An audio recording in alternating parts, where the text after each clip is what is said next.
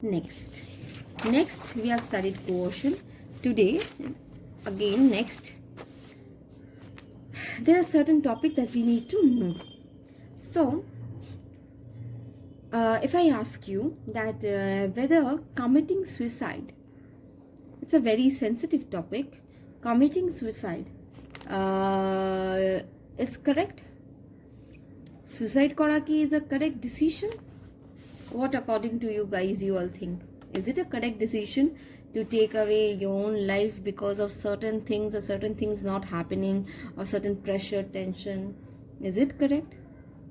If people are thinking that yes, there are situations when people get diverted and does things that should not be done, but suicide at any cost, is it correct? No, because giving up can never be an option. This is what I say to all of my students, that giving up is never an option. You need to try. This world is very harsh. It is not like a bed of roses, correct? It is not a bed of roses that you will only get happiness. It's struggle. It's a fight. Yes, few of us are fortunate enough and few of us are struggling. Yes, it's okay to struggle, because to survive, it's the story of it's the survival of fittest. Science e porichilam na, the survival of the fittest. The one who is the fit is going to survive. So one who will struggle will shine, and that's a guarantee, will shine. So everyone's life is not equal. সবার জীবন তো সমান হতে পারে না, সবার জীবনে happiness হতে পারে না.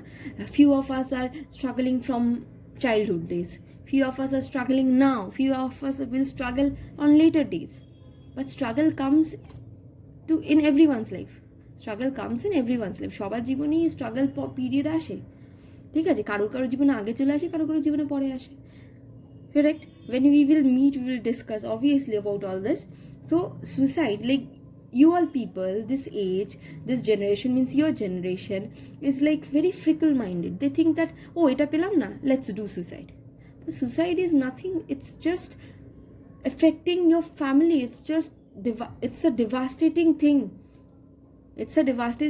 If you die for someone or for something, whether that someone or something will again think about you, just think that. No. Life will go on. No matter who stays, no matter who leaves, life will go on. So committing suicide is the most shameful thing. Means a person who is it just implies that the person is a very weak person.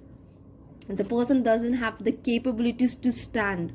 And why the youth generation should not have the capability? They are the young generation, young blood, and they should just stand. They should just struggle, fight out, whatever the situation may be. Whether you are a girl, whether you are a boy, situations are difficult for both. Okay, there is no like boys have means less feelings, girls have more, nothing like that. Everyone is having feeling, but you need to think, you need to be sensitive. So if I ask that committing suicide is correct or threatening to someone, does that threatening to commit suicide amounts to coercion? Like you want to achieve something from someone and you are threatening that someone that I will commit suicide if you do not do this. Is this correct thing? Is this amounts to coercion? So there is a contradictory thing. Okay, according to Indian Penal Code,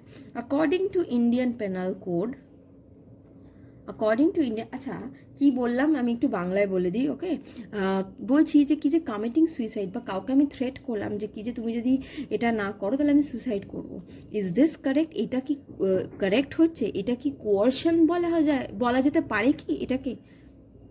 কিন্তু এখানে একটা contradiction আছে। Indian penal code বলে হচ্ছে যে যদি তুমি কাউকে থ্রেট করছো, মানে ইউ আর থ্রেটনিং সামওয়ান যে তুমি এটা যদি তুই না করিস বা তুমি না করো আমি সুসাইড করব, or nor suicide if you are threatening someone or you have committed suicide and you are dead.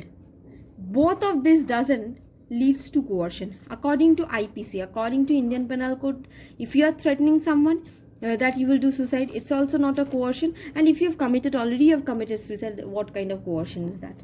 You're already dead. So the opposite person does or doesn't do, doesn't matter. Okay. But as per the Madras High Court, Madras High Court in a case of Amiraju versus Shishama held that what? Threat to commit suicide, if you are threatening that you will commit suicide, if you are threatening someone that if you don't do this I will commit suicide, that leads to coercion. So as per Indian penal code, threatening to commit suicide is not a coercion. But as per Madras High Court, in the case study of what? Amiraju versus Shishama, it was held that if a person gives threat to commit suicide, then that person is taking the consent by means of coercion. Okay, so remember this. Next, okay, now if your next case is if you are threatening someone, তুমি যদি কাউকে threaten করছো for what? তুমি তার নামে case করে দেবে, you will file a suit, তুমি তার নামে কোর্টে কেস করে দেবে, you are threatening someone. Does that lead to coercion? সেটা কি coercion amount করে? Does that lead to coercion? So threat to file a suit doesn't amount to any kind of coercion. No, তুমি যদি কেউ threat করো যে আমি তোমার উপরে এই কেস করে দেবো, that doesn't lead to coercion. But yes, it shall lead to coercion. In what case? It will lead to coercion if you are threatening that person to file a suit on false charges. Means what? A B কে বলছে যে যদি তুমি তোমার property না sell করো তাহলে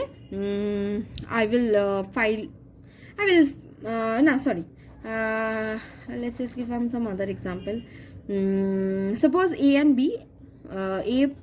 B enter into a mutual understanding that B will sell her property and A will purchase B's property. Okay, but now B is not agreeing.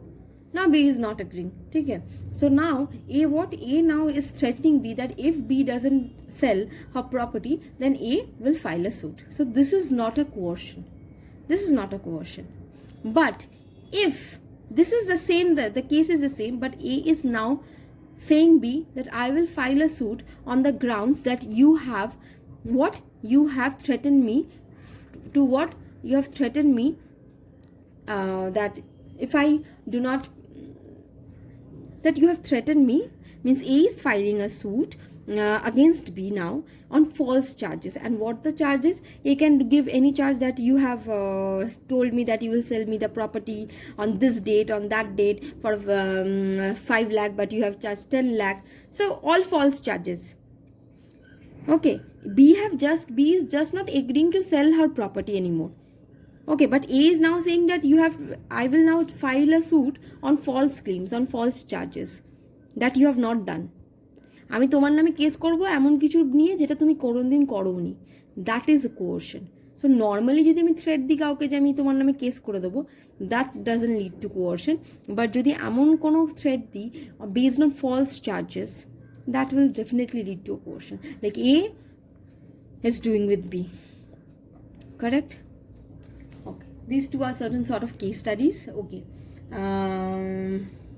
so if it is asked in your MCQ question that does threat to commit suicide leads to coercion as per Indian Penal Code, then you will say no. Okay. So now comes next question of next type, what? Undue influence. What is now this we are talking about? Undue influence. So influencing someone is what? It's a dominating power. We can influence those only those persons, those who are close to us. Correct? We cannot influence each and everyone. It's not possible for each and everyone to dominate others. Like I cannot dominate someone. I cannot dominate you all. I cannot dominate some random person. Is it possible? No, because we are not in that kind of relationship. We are not in that sort of bonding that we can dominate someone or we can influence someone. Correct? So what is undue influence? Undue influence is what? It is some kind of mental force.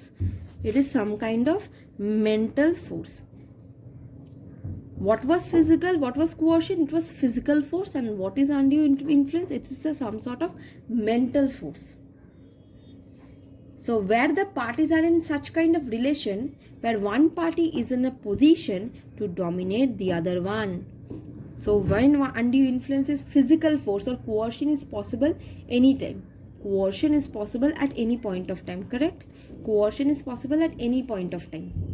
Coercion is possible at any point of time, whether you know that person or you do not know that person. But undue influence is only possible when there is some sort of relation between two parties, so that one party is in a position to dominate the other party. So it deals with mental force. Very important ডিফারেন্সটা বোঝ। যখন কোয়ার্শন হচ্ছে তখন কি বলছি, তখন physical ফোর্সের application হচ্ছে, আর সেখানে চেনা জানা ওই ব্যাপারটা থাকছে না। কিন্তু যখন আমি আনডিউ ইনফ্লুয়েন্সের কথা বলছি, ইনফ্লুয়েন্স একজন একজনকে তখনই করতে পারে যখন তাদের মধ্যে সাম সর্ট অফ রিলেশনশিপ থাকে। So here there is the চেনা জানা থিং, চেনা জানার ব্যাপারটা এখানে আসছে, correct? But in case of coercion, there is no like sort, you need to know that person. But here it is, and undue influence is all kind of mental force. We can force mentally, we sometimes dominate people, and you all know that. We have certain people in our life when we can dominate. When our mother, father can dominate us, can tell us that do this or I won't do that. Class 12 এরকম marks কর তবেই mobile phone পাবি, cell phone পাবি. So this is some sort of domination. This is some sort of domination, correct?